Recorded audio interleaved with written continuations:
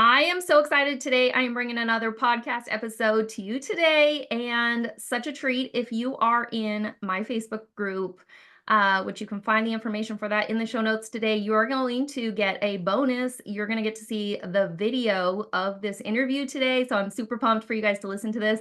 So I met this gentleman just a couple weeks ago through the power of social media, online. So as some of you guys know, I don't really talk about it much about how I'm in this network marketing industry, but what is so powerful about this industry is it connects you to people you might not have otherwise met, because your circles become their circles, and it's just a beautiful way to connect. And so I met Rondregus. How am I saying it? Can you say it again? Yeah, that's actually really good. That's That's right. You're doing okay, good. Rondregus Underwood. He's also known, you can find him, he's going to drop all the information. He's also known as Mr. U. He is a man of many, many talents, and God has definitely used him. And you're going to hear more about his journey in just a few minutes. He was in the foster care system as a foster youth. I don't want to share too much because I want him to share his testimony, his story with you today. But I was moved. He's also an author of a book called Innocence Taken. We will drop all the information in the show notes today so that you can go grab this book. You are going to absolutely want to add this to your library of books.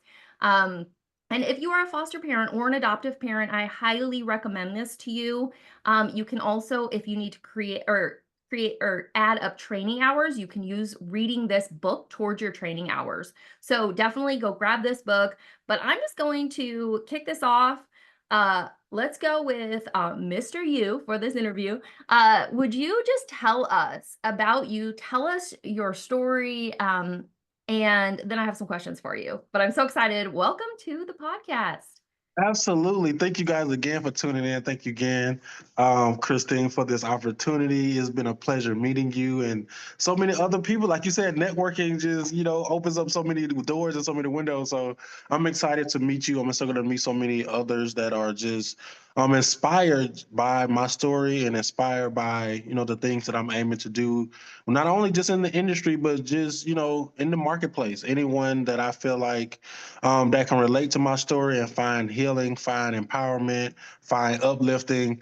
That's really what I'm about, and that's really what I'm trying to push out to the masses. A little bit about my story. Yes, like you said, I did grow up in foster care from the age of 8 all the way through the age of 18, where I aged out. I tell people all the time, of course, yes, I wanted to get adopted. Like who wouldn't want that, foundation or that family support, but I didn't have it, so I aged out, which I kind of like, guess what makes my story so much more significant, because, a lot of people try to figure out that transition. How do you transition from something like that into becoming a successful adult? Or staying out of trouble, or don't being another statistic to your environment or whatnot. But thanks to foster care, um, thanks to foster care coming in and stepping in, the state coming in, stepping in and removing us from the home where my mom was just having a hard time. She was a single mom, single parent, 5 kids. So it was just the struggle, really. And then she was on drugs, and just pretty much lost stability. And, the state came in somehow and just removed us. But for the longest of time, as a kid, I fought the system because I didn't understand what was happening, right? All I really understood as a kid that I was removed from the home with my mom. So I thought everything else was pretty much just some type of punishment. I didn't know. I felt like the world around me had collapsed. But as an adult, the thing that I've learned and the thing that I'm able to share now with so many others and just inspire them is my great awakening, or my understanding of going through that system and having that support, or not even just having the support, because the support was there. It was a lot of caseworkers, there was a lot of mentors, it was a lot of school counselors, it was a lot of all of these different personnel. But I think for me, it was this awakening and realizing that those people weren't there. They was not there to hurt me. They was there to help me, right? Yeah, I yeah. Once I realized that, I'm like, okay, wow, like if it wasn't for that system, all I knew was the west side of town. All I knew was Section 8 apartments. All I knew was the projects. All I knew was, what my mom was able to afford. But, being able to see other parts of town, see other, be inside other people's homes, being like in the group, the children's home, it showed me stability. It showed me organization. It taught me so many things that um, I just wasn't really exposed to. So within foster care, though, and during that, I did find a passion of mine. I found out that I love fashion. I've always had it. Like I've always, even in my hard times, it's like I always cared about how I presented myself, like my clothes, or how they matched, or how they mismatched, or how I wore them, or the confidence that I needed while going through the hard times that I had. I found it with being conscious of my clothes, right? Right. Even though Right. my mom, even though we didn't have the name brand clothes, we didn't have the Jordans and the Adidas and the stuff that other kids was wearing. My mom was buying us stuff from Walmart. She was buying us stuff that she can afford, but I was still able to take those things and find confidence in the way I wore them, like the way Right. I would iron them, the way I would prep them, the way I would put my tuck my jeans behind my shoes and all these type of different things just to stand out and just to be different. As much as I wanted to fit in though, right? I think that's every kid's thing. They want to fit in. But I just never did. I never did. As much as I wanted to have friends and be accepted, it was fitting in just never my thing. So, but I learned to embrace that, and because of that hardship in my life, I was able to find something good about myself, even though I felt so broken and so hurt.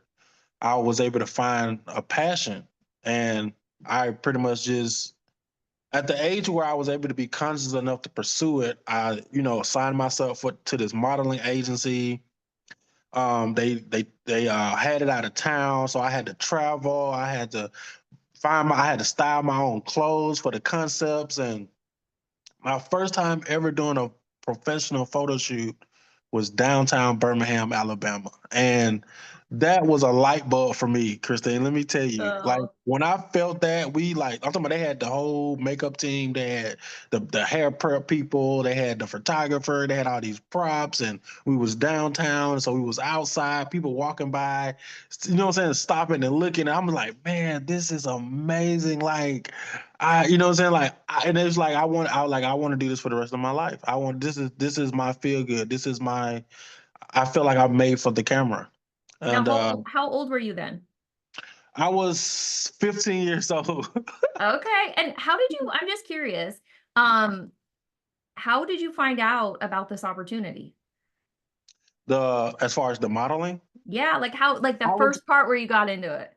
I was actually working at a no, it wasn't McDonald's. Yes, I think it was McDonald's on Atlanta Highway in Montgomery, Alabama. And the agency came into the McDonald's and they pointed me out, and I had a cousin there. Well, he wasn't my cousin. He was another one of the kids that stayed at the group home, but I called him my cousin or whatever. Yeah. So we like family, right? Yeah. And so they singled us out and invited us to their casting call. Sounds So like an angel, huh? it was crazy, and Yeah. how it just happened. And Yeah. I was able to make it to that casting call at the local major hotel. It was at a real big hotel right there. It was the freeway and the bypass. And I went and got selected, you know, and That's I was like, amazing. okay, cool. This is greatness. So I just followed through. I just continue to just go follow that feel good, or follow that to follow my heart. Like I knew I like even in school, like kids always joked on. They joke on you about it. The thing, let me tell y'all something. 9 times out of 10, what the kids or what other people joke on you about or give you a hard time on, that's your purpose. It's something's because people are showing you before they shine you. It's Mm, crazy. that's so good. And they will, but then once it becomes popular, once they see that you stay consistent, that's when they start to respect you. But in the beginning, it's different. They don't understand it, so they don't know to like it or hate it. But anyway, stay true to who you are. That's in other words, right? And Yeah. I stayed true to it. I stayed true. And then look at me now. I've been on front cover of magazines. I've worked with celebrities. I've starred in movies. Um, all of these things just by doing what felt right to me, no matter what other people said, no matter what other people believed in. I was determined to be successful. I wanted this as bad as I'm breathing. You know what I'm saying? Yes, it was some scary times that I had no idea what was going to happen next. I had no idea sometimes what I was doing, but it's just I followed that what felt right, right? Right. And knowing that God is with me, man, it's crazy because it's like you don't even really realize that God is with you until later. Then you realize, like, man, he was there with me. Man, he was there. Like, he was there guiding my steps all along, protecting me, guiding me for some purpose, right? Right. So now it's like, for me, Christine, for me to be on stages, speaking at different schools, on the board of so many different programs, oh my God, partnering with politics. It's just crazy to have this influence and this, I don't know, man, just this position in life is like, it's like so surreal, right? But I think what for me is like, with realizing all of those accomplishments, all of that fun stuff, I still realized that God wasn't done with me yet. That Yes. was just the tip of the iceberg of him allowing me to do the free will stuff. The free will stuff, still prepared me and built me and gave me practice for what I'm ultimately to do, right? So that's how I started looking at it. Cause I was like, man, I'm doing all of this stuff so fast. This is crazy. And but I knew from my spirit, like Christine, I have a really great spirit. My heart is so for the people. And I knew, like, if I was able to make it out of that some type of way, and I know it's by the grace of God, I feel like, who am I not to give him the glory? Who am I to not tell my story? Who am I to not use my voice and this power or this position or this mantle or this anointing or this gift to bring more people to Christ? You know what I mean? So one thing that you have said to me that is, I just keep thinking about, you mentioned that your mom was, even though you weren't in her placement, she was still providing stuff for you. Is that correct? No, like when they came and took us out of the home, Yeah. um, she had to go through a lot to try to like gain us back. Right. Like as Right. far as like they did have visitations and things of that nature that they set up with the DHR, with the caseworkers. But it was I don't think I don't know. I guess it was just because I guess I'm trying to just look at the I don't know, the generation or the time placement, but a single woman with 5 kids, I mean, I'm seeing like that had to be hard. That's what I was thinking about. And that was what kind of hit me is, so when we were foster parents, we had permanent placement of 3 foster kiddos. Okay. And one of them, we had to fight the system. He was in a group home. And if you've ever taken on a group home, an entire massive organization and the system, that's a God thing. And so, See, that's what I didn't know. It's like because first when they came and they moved us around to different foster homes with different yeah. parents. But then when they put us in the Brentwood, when they put it, because the children's home was Brentwood Children's Home in Montgomery, Alabama, and I was in there from junior high school all the way through high school. They had an independent living program. Yep. They had so many. Man, when I tell you these people had so many sponsors and resources and so many people backing that or well, I don't know, but they're amazing. Shout out to Brentwood Children's Home. Well, and But I think that's what's amazing is that what I picked up is all those years we had those permanent foster kiddos, their biological families did not give them anything, not even a single thing. And that was the piece that stood out to me that you said that. And I'm like, what? yeah, And my mom didn't. She didn't. oh, Like, okay. and it's crazy because guess what? It's crazy because I had other family members too. Like I had Yeah. aunties, I had uncles, I had grandparents.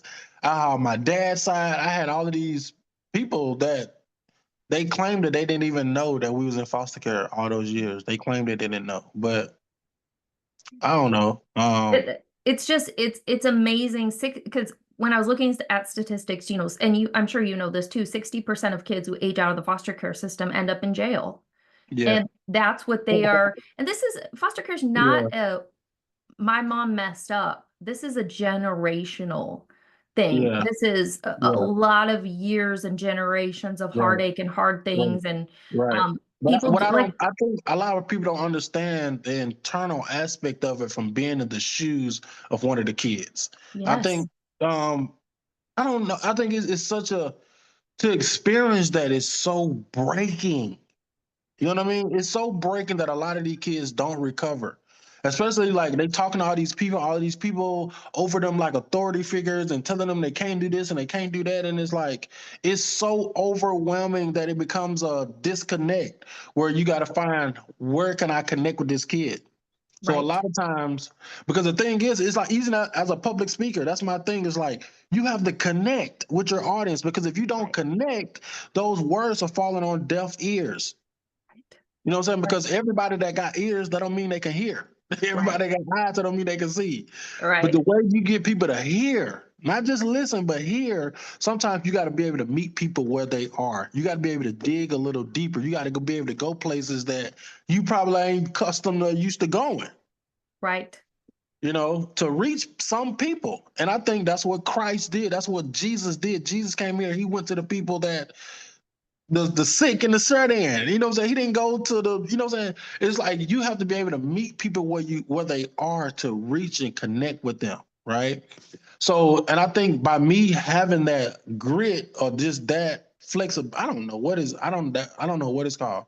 But I'm able to go in and speak to these kids and it's like they change. I can see that because it's just it takes one person to break through all the shells. And Yeah. was there Even one as person adults, for we have you that broke strengths. through? Yes. Man, it was crazy. Gerald Jones, man. Gerald Jones at Brentwood Children's Home. When I tell you this guy did not give up on me, I'm literally like trying not to cry right now.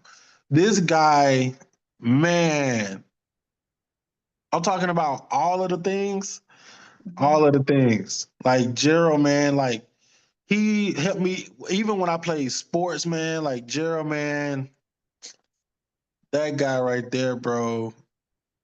And it was a lot of the other staff members too. We had like all monitors but I think Right. Gerald was one of the lead like supervisors or super like he was one of the high positions.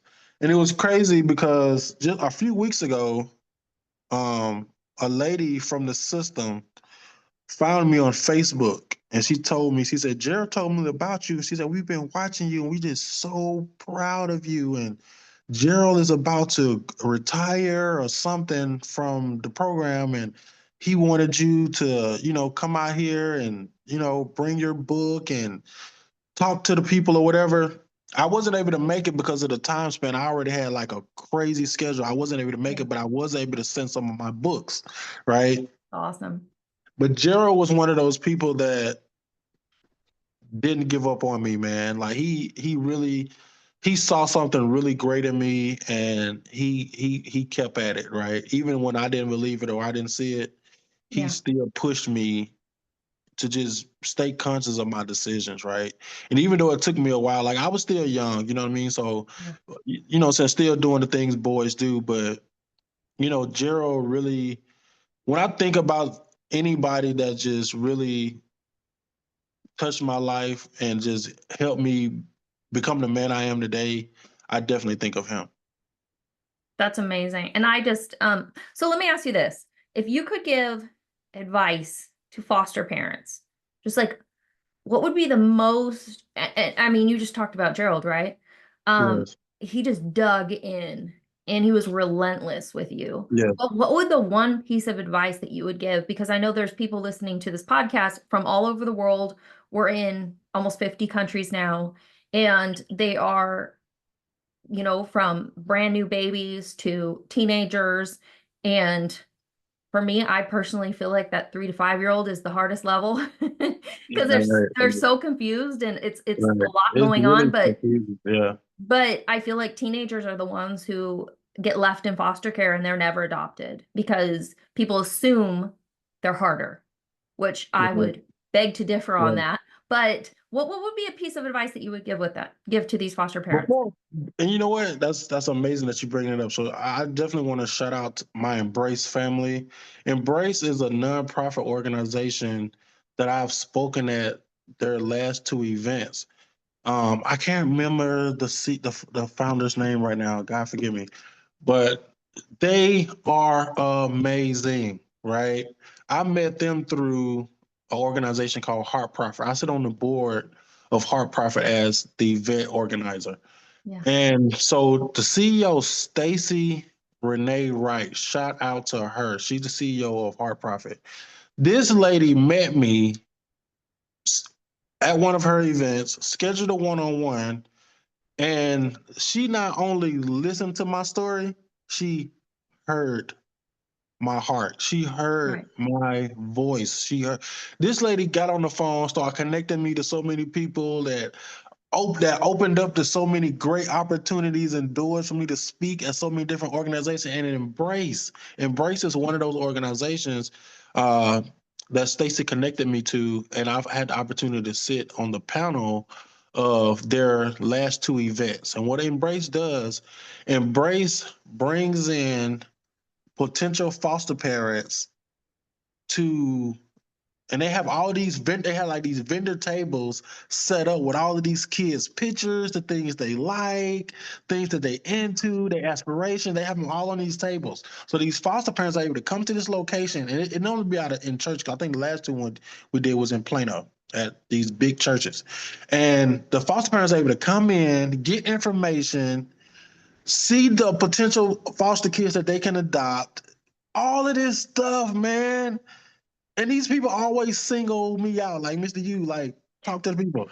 But anyway, I just love it. So it's like the same thing I tell them. Her name is Denise. That's their name, Denise. Anytime Denise asks me, Mr. You, what is something that you want to tell these foster parents and these caseworkers? And I always tell them, like, look, you can't be afraid to dig a little deeper. Mm, so good. Because what you're taking on as a foster parent, no, you're not you're not their biological parent, but you are what these kids know as their superhero. Mm, And a yeah. lot of times those superheroes don't come with capes, they don't come with mask on. Sometimes it comes with early morning, late nights, and sometimes a lot of times it comes without a thank you. Right. Right? But these kids, we push so much in front of these kids. So we push the cartoons, we push the material things, we push all of these different narratives. But who they're looking at, who they're trusting is you, Hmm. right? And it's a lot of Gerald Jones, it's a lot of him out here, right? Yeah. That's in the trenches. I'm talking about getting in the mud, getting dirty, getting scraped up, getting their nails broken, and missing a shoe sometimes.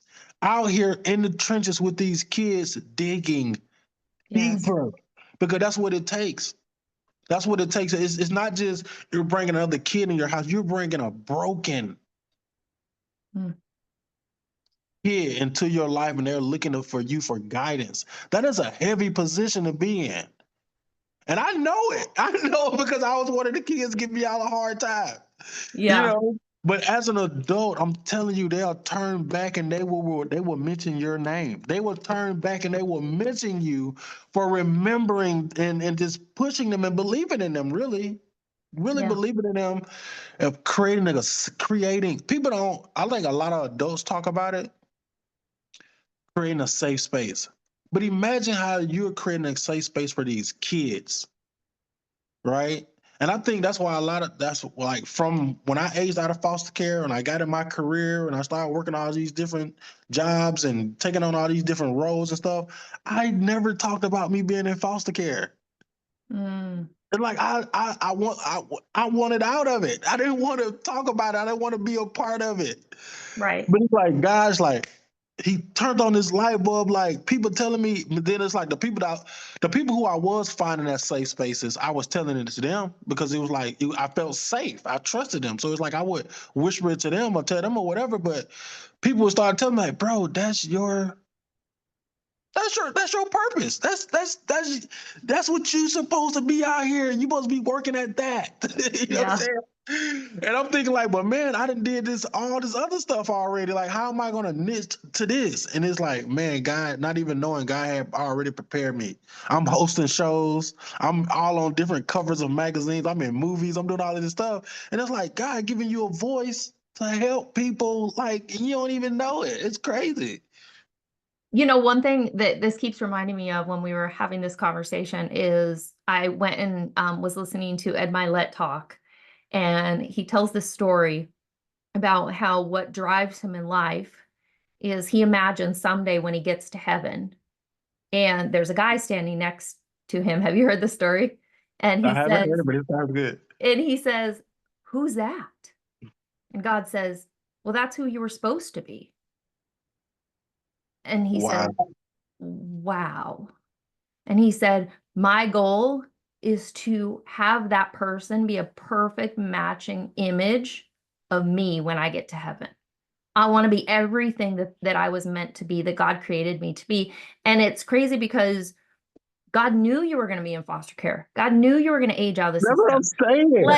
Like God knew all of this, and the as you keep pushing into it, you will end up being that perfect mirror image of who exactly God created you to be. And I think that's the hard thing is as a teenager in foster care, I can't even imagine, like you were talking a little bit about how you felt different Yeah. and kids would look at you a certain way. Maybe you didn't have the coolest shoes or whatnot.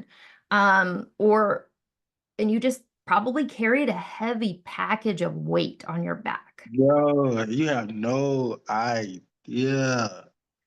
It's For a so long time too, man. For a long time. And I also think that was one of the key elements that was one of the things I felt like that was pushing me so hard yeah, out of the gate because I wanted to, you know what I'm saying? I wanted to prove that I can be something. I wanted to yeah, be somebody, right?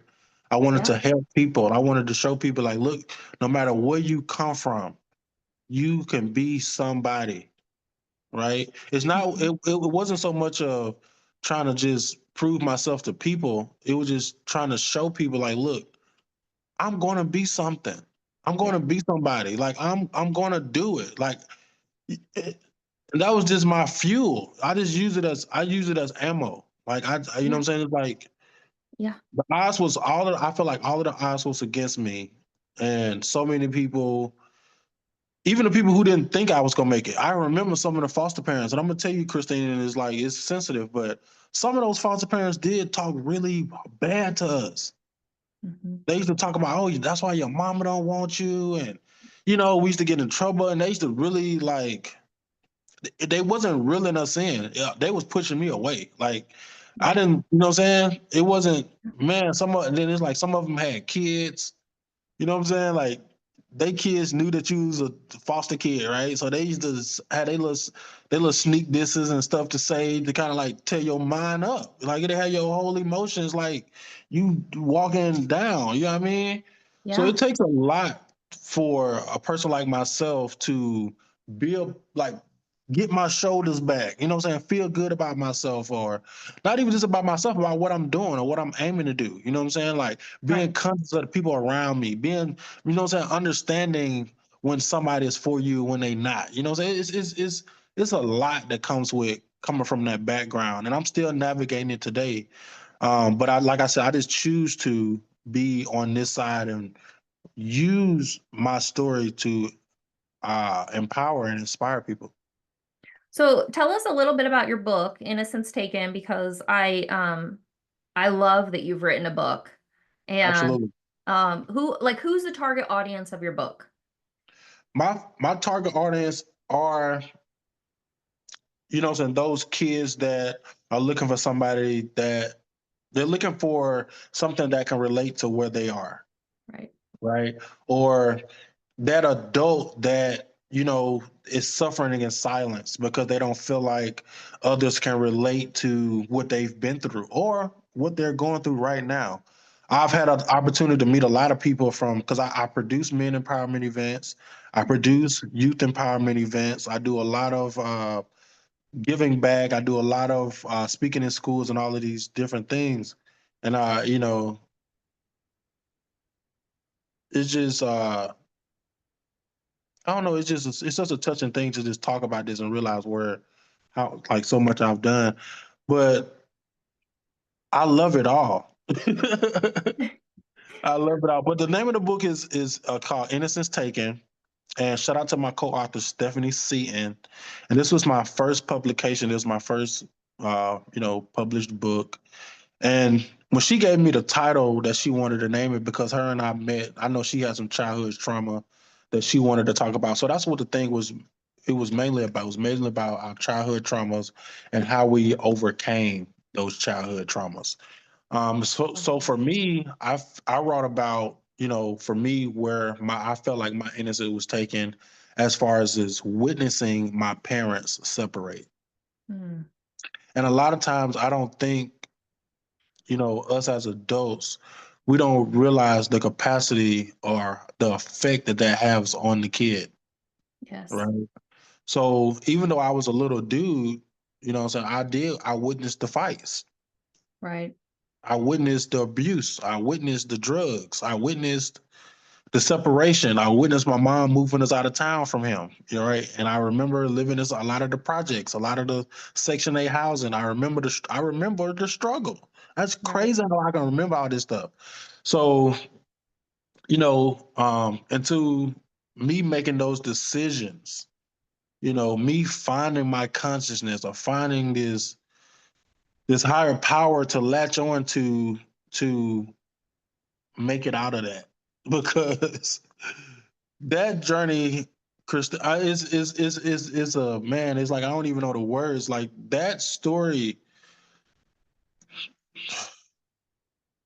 And a few years ago, I actually went back. I went back to Alabama and I went and visited one of those projects, one of those project housing, one of those apartment complexes, and it was to see it burned halfway down. It was dark. It was nighttime out there. It wasn't no lights. The only lights I had was the lights from the car. But I'm like walking through this place. It felt like my whole life had rewinded and came back fast forwarded to realizing how much I've been through, man. I'm talking Yeah. about before the foster cares, before the Brentwood Church of Homes, before the junior high school day. Man, it's like I went all the way back. And it's crazy. I'm able to tell people now, it's like in order for you to heal, in order for you to find that deliverance, sometimes you do got to turn and you got to face those fears. 100%. You It got just to. it It's crazy. it just blows my mind about how thinking about how much and hearing from you, how much you have done and accomplished. And ultimately, it all goes back to your relationship with Christ. Oh my God. So, like, can you Can we tell us talk about about that? that?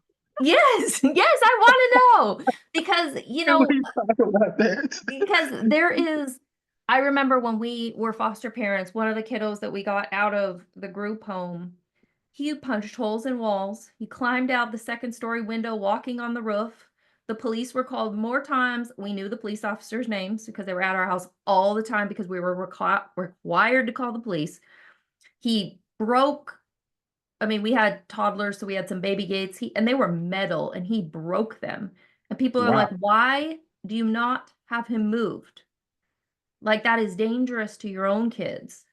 Mm, And hindsight's 2020 in a lot of different situations, but when you really think about it, he's not any less a child of God than our children. right. And so I think that's one thing. He's just a little bit more broken. I mean, do you know a lot of Yes. people, I don't think a lot of people have ever been broke before. I'm not talking about financially. I'm talking about broke.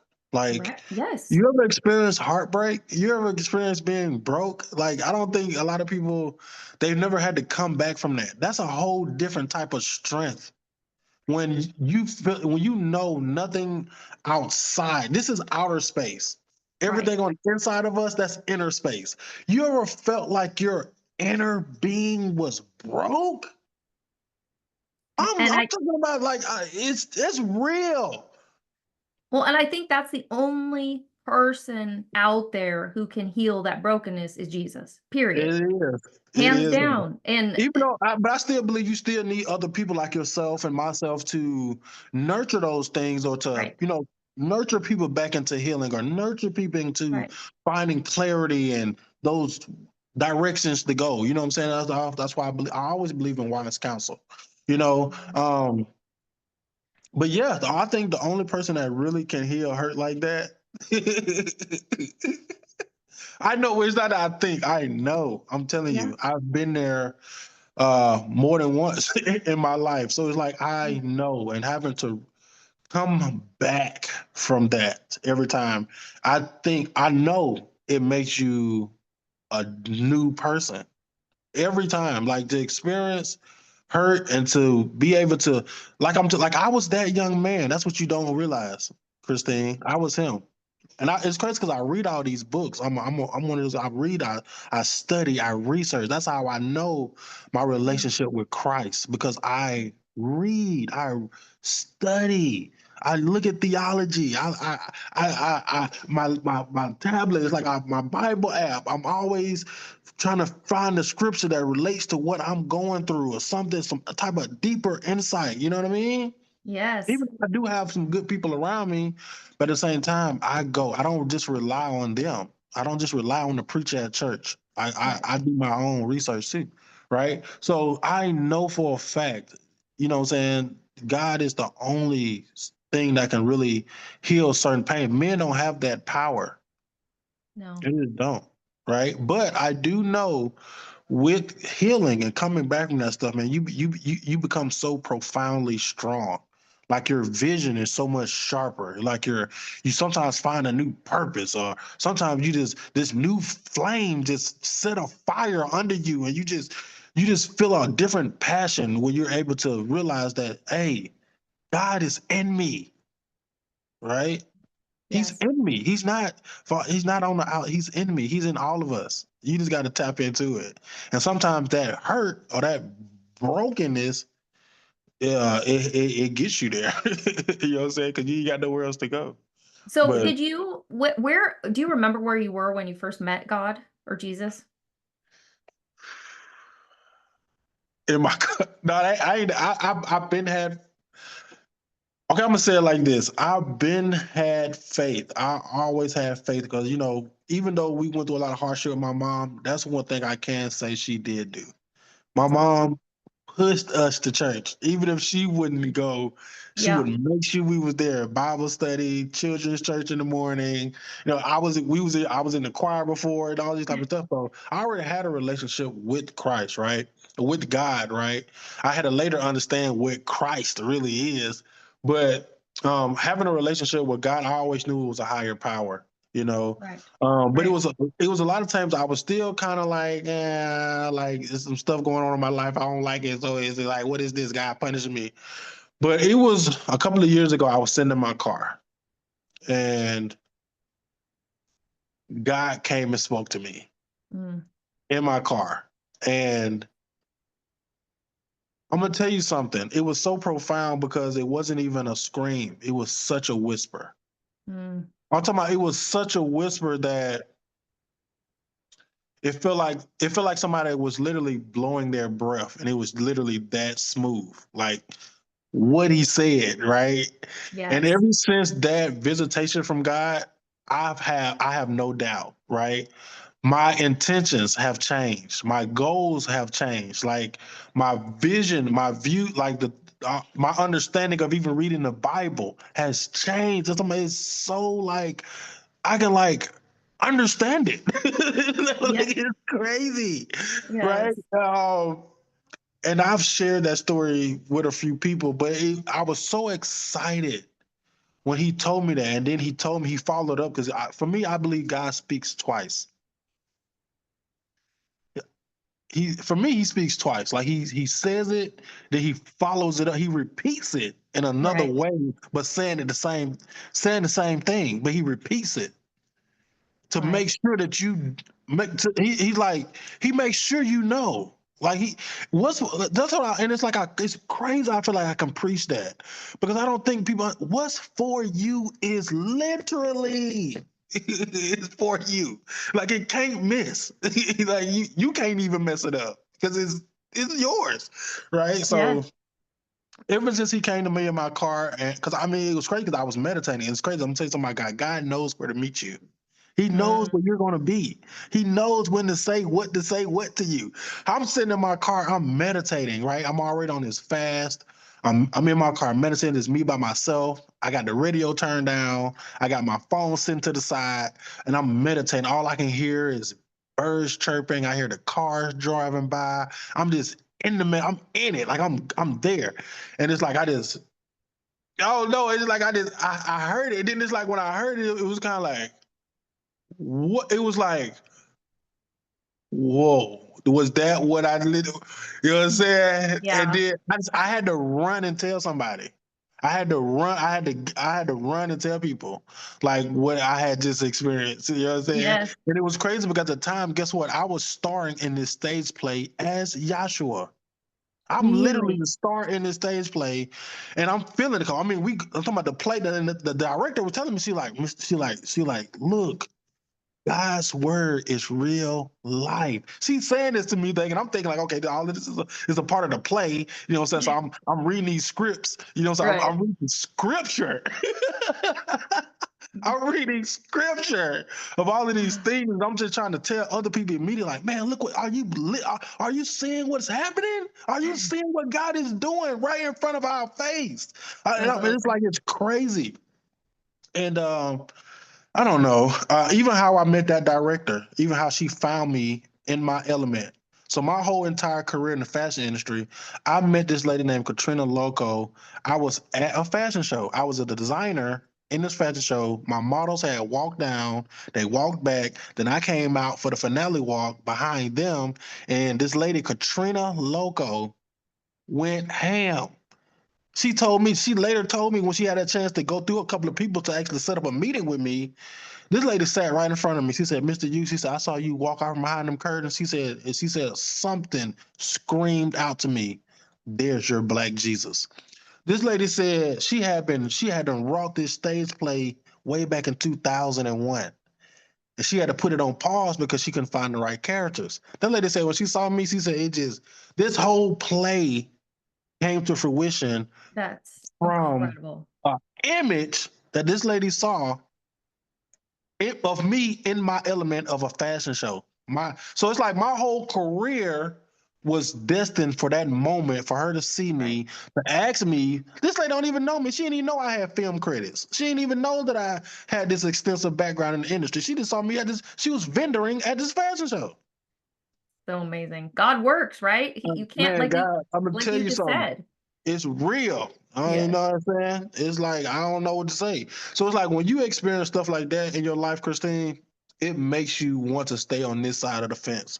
It makes you want to be like, okay, I'm on God's side. So, whatever I don't get or whatever don't come my way or whatever do come my way or whatever, like I have down seasons, I have good seasons, Yeah. whatever. I just feel like I'm gonna continue to just have faith and believe in Him, and everybody else can move around. I don't know.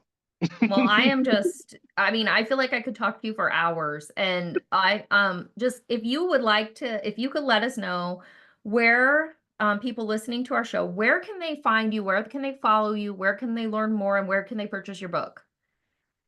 You guys can definitely go to my website. My website is I am Mr. U.